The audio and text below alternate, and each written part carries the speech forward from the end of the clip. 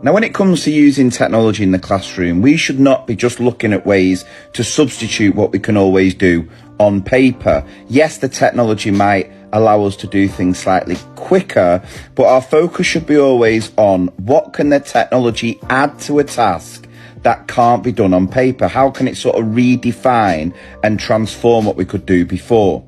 And so I just want to share a task that I did in class yesterday that not only saved me time, but gave children the opportunity, no matter what their ability with writing, to share and demonstrate their knowledge and understanding about our science topic.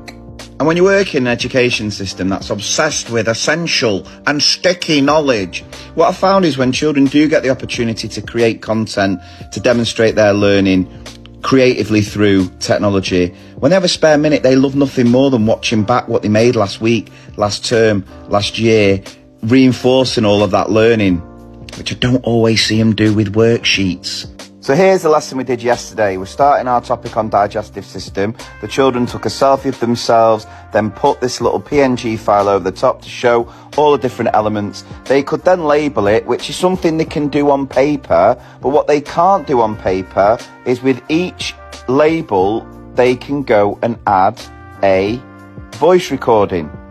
So what we were challenging the children to do is then explain what happens at each stage of the digestive system. So I'll play a little example of what they created.